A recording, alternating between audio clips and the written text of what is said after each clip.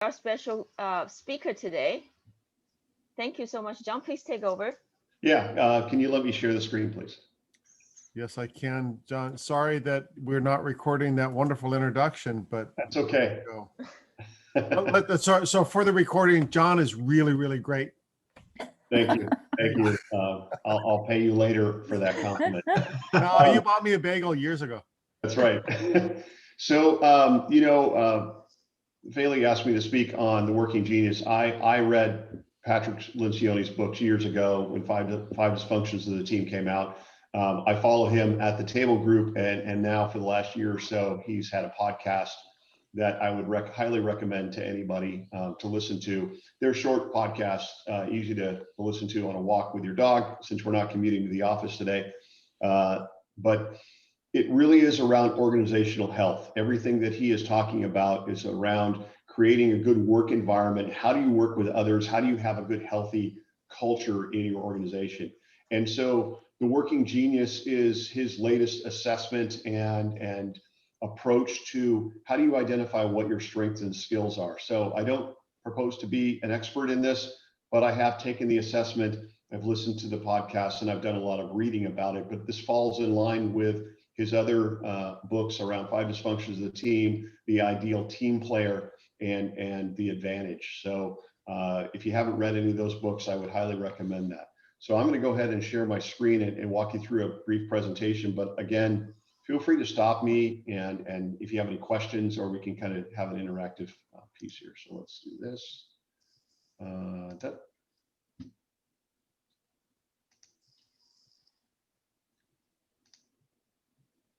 This will probably, let's see, go to display settings and swap.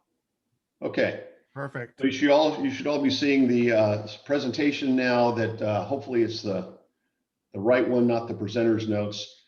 So I'm going to talk about Working Genius. Working Genius is a model that the Table Group, Patrick Lencioni's book, organization came up with to help you really kind of identify, what is your working genius? What are the things you bring to the table you feel most comfortable with? A little bit about the Table Group. It's a firm dedicated to making companies more successful and work more fulfilling. And really that is around, that great environment that you want to work in, that we all want to work in. And these approaches kind of transcend industry and the businesses you work in. They can be applied at any kind of organization. Five Dysfunctions of the Team is his first book, or the book that I first read, Ideal Team Player, The Advantage. He has a number of other books. Death by Meetings is one of them. I think he's changed that title, but it's really good to kind of see that. Here's a couple of resources. TheTableGroup.com is the website. And I'll show you the workinggenius.com in a little bit. And again, he does have a podcast. It's called At the Table, and you can find that out onto any of the places you go for podcasts. So Working Genius, what they identified is there are 6 types of working genius. I think this is a work in progress, because they've also made mention to maybe they'll discover other ones, but right now they've identified these 6 areas. And what is working genius, right? Everybody has natural talents and gifts that they bring to the table when you're working. Sometimes you feel at work that you're in the groove, or you're in a flow, and things are working out really well for you. And then other times you're given assignments, or you're working on things that really just don't quite work well with you. You feel a little bit out of sorts. It's not your strength. And so this is really kind of a fun assessment to kind of go out there and figure out, well, what are you really good at, right? What are the working things that they call working geniuses? And in this assessment, what they do is they identify these 6 geniuses. And by doing the assessment, you'll go through and identify 2 of those 6 that are naturally your genius, right? Things you enjoy working in. These are the areas you like to be in on a normal basis. Then 2 of those are going to be your frustrations, that it doesn't mean you can't do them, but when you do them, you feel drained. You don't feel comfortable. It doesn't feel like it's your happy place, right? And then 2 of them kind of be your competency. You can work in them, right? They fall in between. You're comfortable there, but it's not your strength. It's not where you're really hitting on all cylinders and you feel good about this. Just a little comment of my own about all these different assessments you can take, right? these are all ways of helping you understand yourself. It's a journey of self-discovery. So whether you're doing the Myers-Briggs and understanding your type indicator and how you are, or you've done the DISC, or you've done Discover Your Strengths, the Strength Finder, Saboteurs, all these other ones. To me, I look at all of these assessments as opportunities to learn more about myself. And in turn, it also helps me learn more about the people I work with. So these are the 6 geniuses that they've identified, right?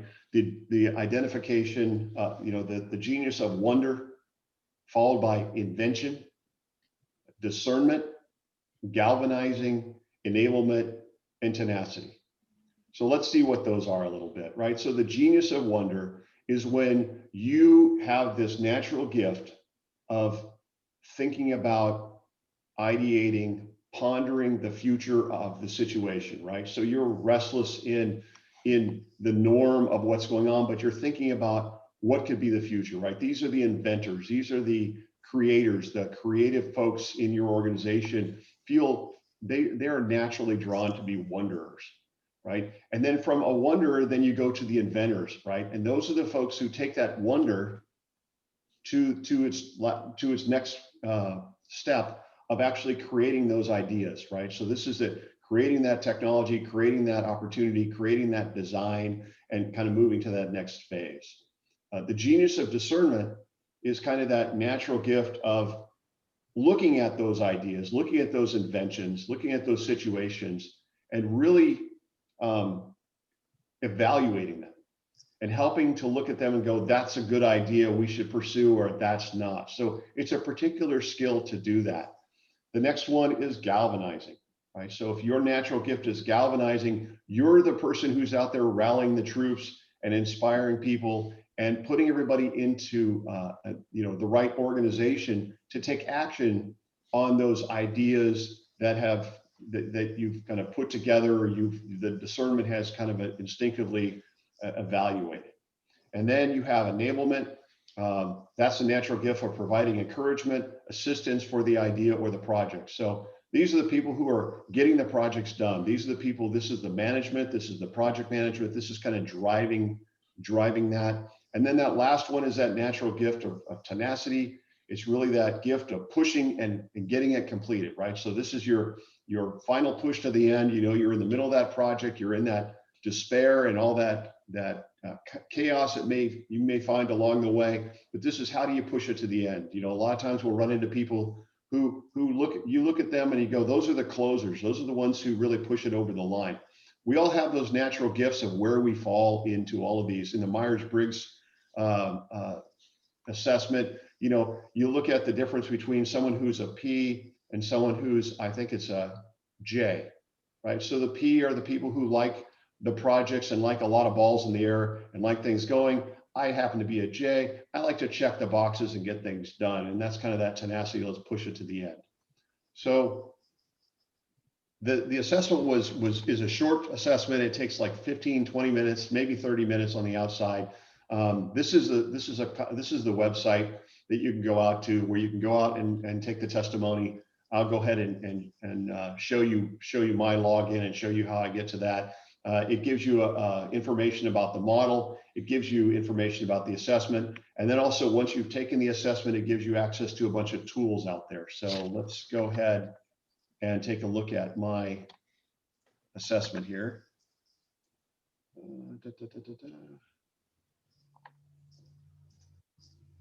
So I took my assessment, and this is what you get back, right? And so you get an assessment report. It's templatized, but it gives you kind of, this is an overview. It talks about what the 6 types are. It goes through that and it talks about what your working genius is and what we can't see it if it's on your screen. We can't see your report. Oh, interesting. Yeah, sorry.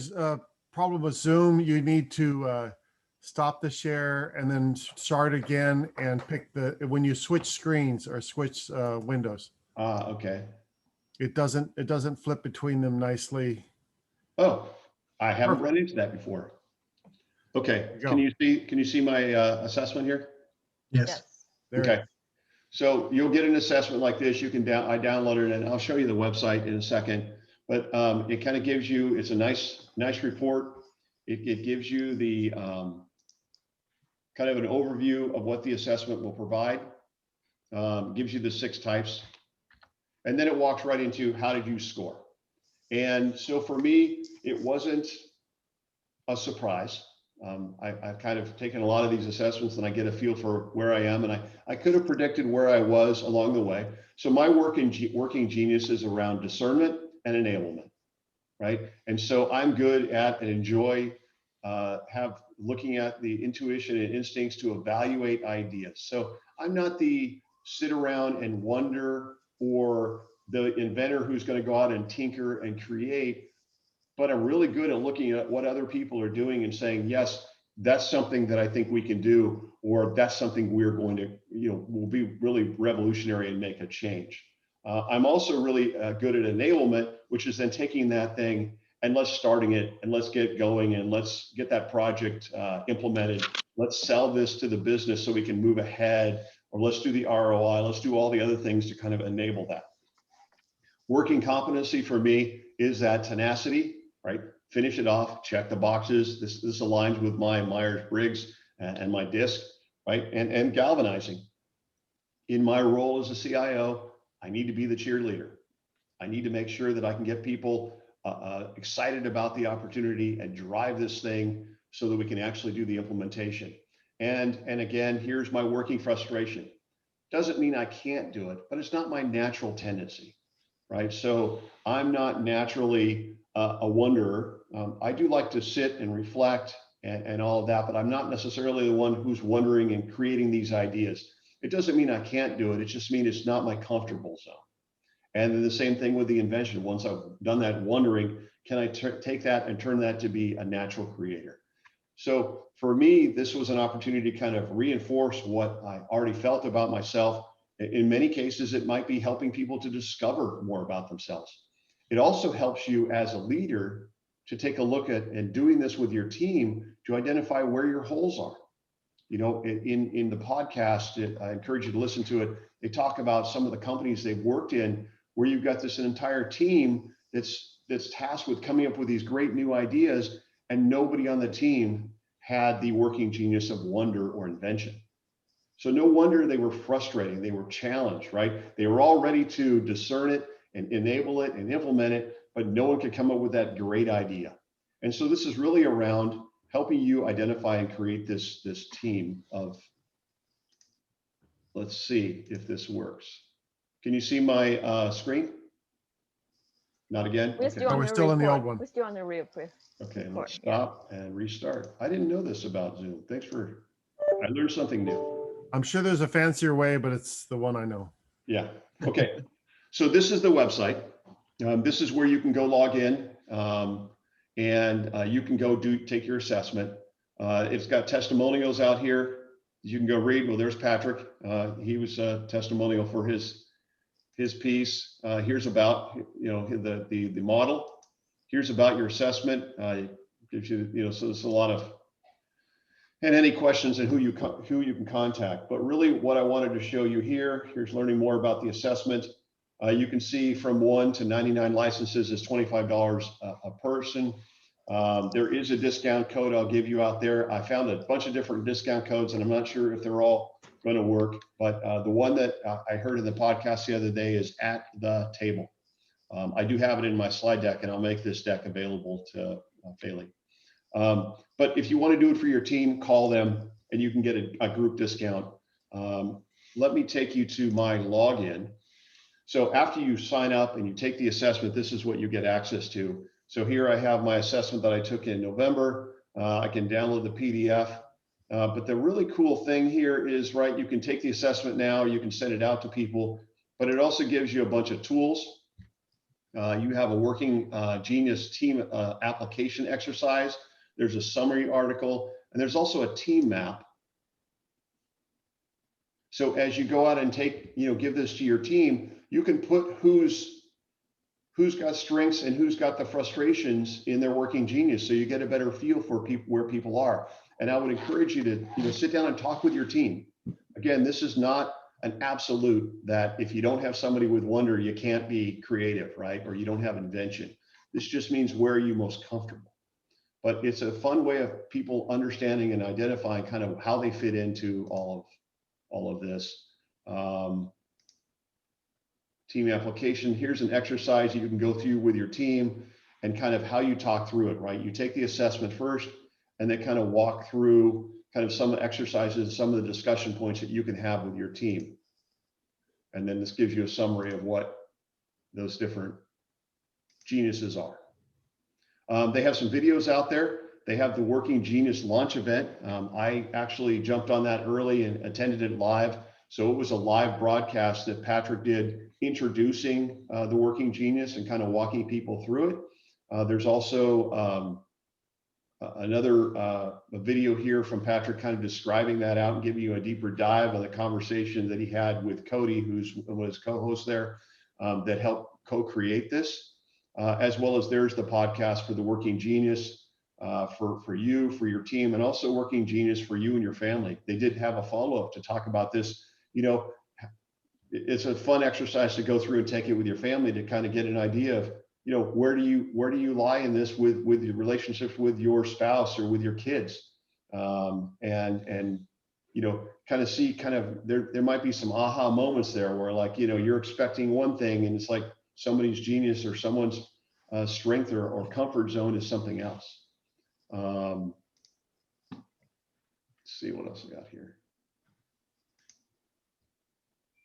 And that was about it, I guess. You know, again, it's a fun exercise to go through. There's a lot of opportunity there. And I think for me as a leader, it's really around driving that interaction between your team.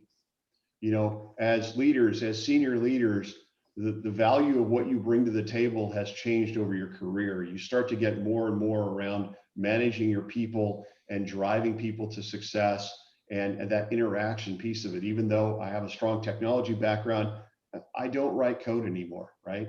I have to rely upon the team that I have to do the heavy lifting and do the work. And so how do you create a healthy environment for them to work in? At the end of the day, it's the people you work with, the relationships you have, the network that you have that really drives you towards your success as a leader. And this is just one more tool in your toolbox that you can go reach out to and have a fun exercise with folks. And, you know, especially during COVID and everybody working from home, this is a great kind of deviation from the day-to-day status meetings, project meetings, tasks meetings that you have, and you get a chance to work on your personal development interaction with your team. That's as much as I can give today. I appreciate everybody, and you know, I would encourage you to go out there and take a look at this. Any questions or comments?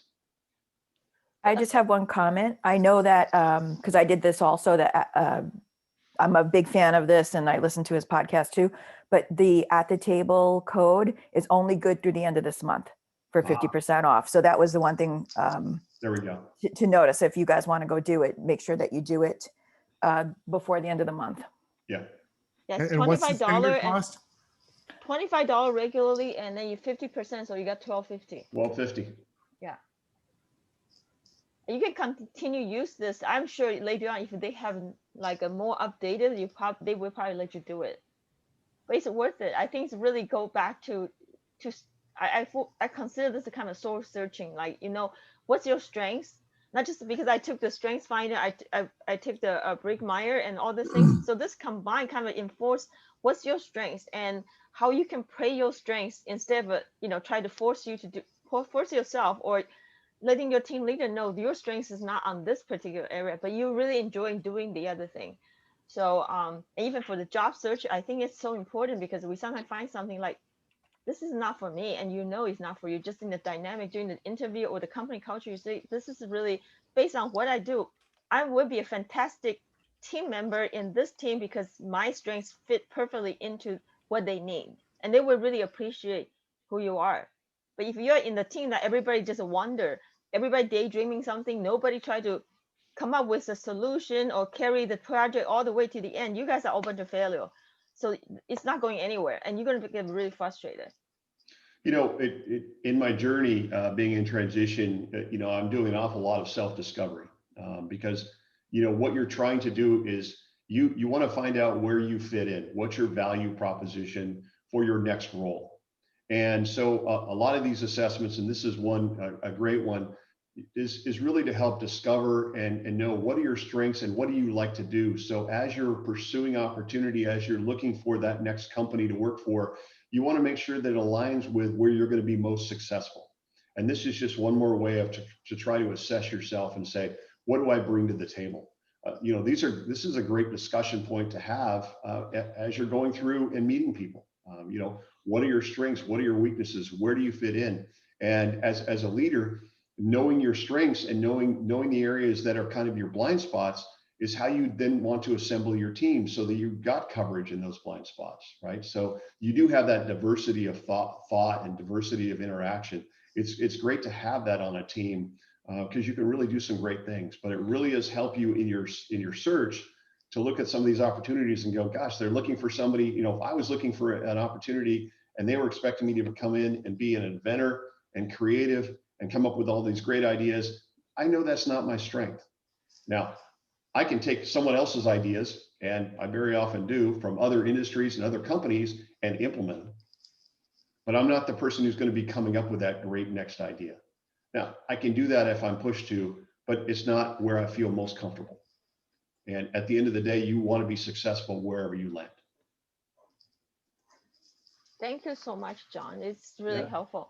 Does anybody who want more information, or this is a Q&A, we're open for Q&A. If you have any question or suggestion or anything, please go ahead. And if you took the assessment, you're more than welcome to share. I took the assessment. I know, Denise, did you went back to do it, to redo it again? Yeah, I did go back and look at it to finish some of the questions because I came in almost even on something. But then as I went through and answered the other questions, I was like, okay, now I understand. Because to John's point, it's like, I sometimes look at things and I think, how do people come up with this? I mean, this is like right in front of me. Why didn't I figure that out? That's not my genius. So, and it's funny because I work with with a company and they're having issues right now. And it's obvious to me after taking this too, that they're all in a couple of buckets and they don't have that one person who's like pushing. They come up with a great idea, but they don't have the person who's pushing and taking that idea and making it happen.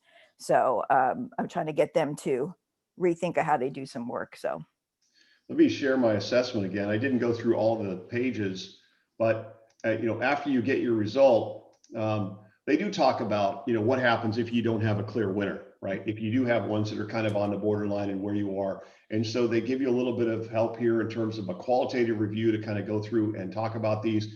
And then they walk you through each one of the geniuses, and there's a series of questions to help you kind of identify, are you the right one? So on wonder, you can see here that people with the genius of wonder tend to think and say, I just don't think this is the way it should be, or it could be better. People who have this also, others look at them and go, she's a deep thinker, deeper thinker than or is always thinking about this. And so you can kind of go through and tune this a little bit to self-identify where you really fit in. So, if you were on the borderline of wonder and some of the other ones, this will give you a chance to go through that. And they do a great job here of each one of these kind of going through and giving you some ideas of what you may either think or what you may hear about how well you fit in. And it's never, there's always a great opportunity there for you to do a 360 review of the people who work with you. You don't have to do the big formal one, but really kind of reach out to them saying, what do you think of me? Or what have you heard? Or that kind of, what's your feedback about what you see in my performance or how I fit in? It's a great opportunity to network with with the people who you work with your peers, to kind of get that idea and help you further define what your geniuses are. Discernment. Anybody want to share your thought on this? Go ahead. Albert, you don't go ahead. Yeah, just when I went through this and I did kind of the video presentation that they had and walked through this, Just want to get your thoughts. I had a tendency when I looked at these genius types, my mind kept taking me to roles and responsibilities, typically on a program. And I just kind of sketched out when I looked at wonder, I looked at creative designers. When I looked at invention, I looked at architects. When I looked at discernment, I thought business analysts. When I looked at galvanizing, I looked at technical leads. Enablement, I looked at executive sponsors. And when I looked at tenacity, I looked at program managers. What are your thoughts? Because I found those roles, and typically, in a team, people can hold many hats, just like it's indicated here, where you may be really good at maybe architecting and program management, where you can really do it and deliver it. What are you guys' thoughts on that? Was it any kind of similar thinking when you were looking at it? I was thinking it that way as well. And I think that, people who know themselves and have a particular skill or strength will gravitate towards those positions that really use those, and they're more successful at it. And, you ever have an employee who's in a position, it's just struggling, and it's probably not their best suited environment. This kind of goes back to, the good to great, and making sure you get the right people in the right seat on the bus. Mm-hmm. And so, yeah, I absolutely was thinking about that when I thought about, without even taking the assessment, just reading the words. And then you read a little bit about the discussion, you kind of go, oh, okay, I see that's this person or this person. So yeah, I absolutely agree with that. I don't know if anybody else's thoughts there. I can agree. It's definitely the same, because I feel like I definitely good at starting some talking point with people. I can do that all day long with talking people, but follow up and finish it is my witness. And when this issue kind of confirmed that. So I mean, I probably good at business development, but I probably cannot finish the sales deal, because I feel scared to follow up with people to end it. But I have a great idea, like how can I do the business with you? How can I help you to improve everything? I can do that all day long. So my strengths, my genius was wonder and enablement. I can get things done. The beginning talking, get them interested in something, but toward the end, I kind of run away, just like, okay, you're good. We're good. And I need someone to finish it up, because I feel like, hey, you guys are all adult. I don't need to help you, and just do whatever, I already gave you the direction and get you guys going. So this has really helped me too. John, one other thing as well that you talked about getting, input from others and how they see you. That would be more in the workplace for me, because they're the ones who see you, solve problems and do that.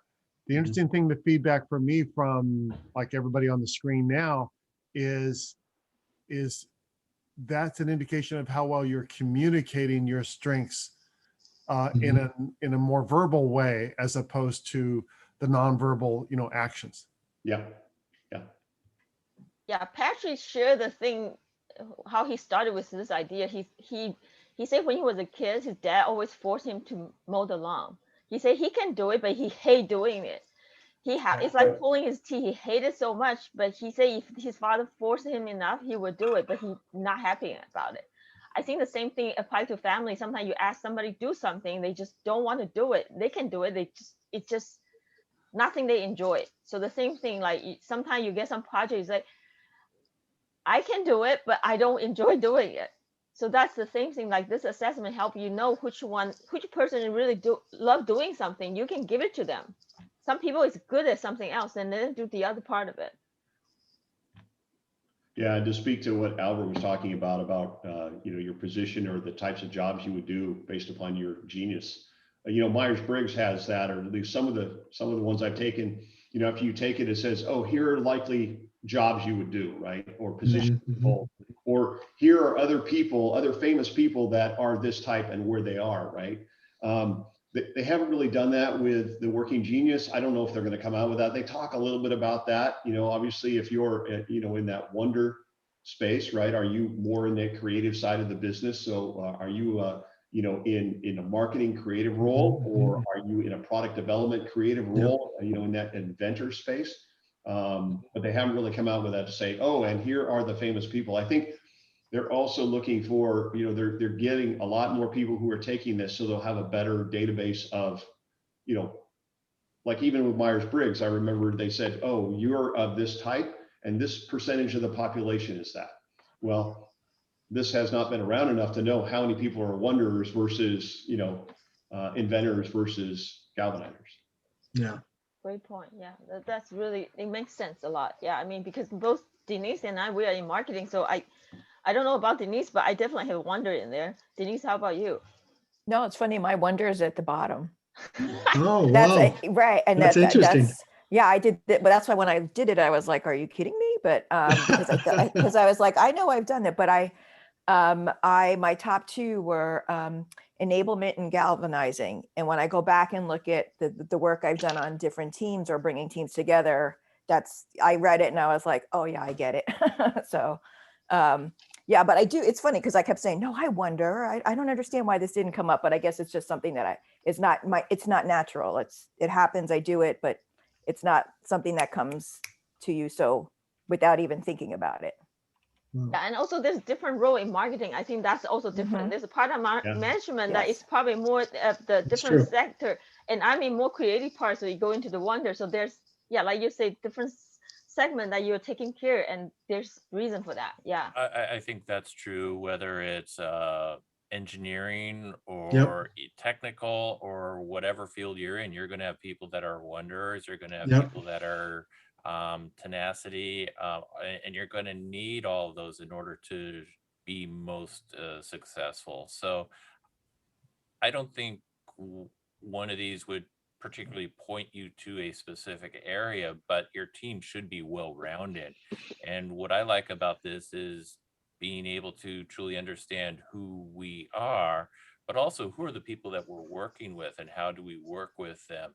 And John was saying that earlier, and that for me is where the power really is, in being able to understand who you are, articulate why you do what you do, but then also understand why some of the people work differently than you do, and then how you can put that together.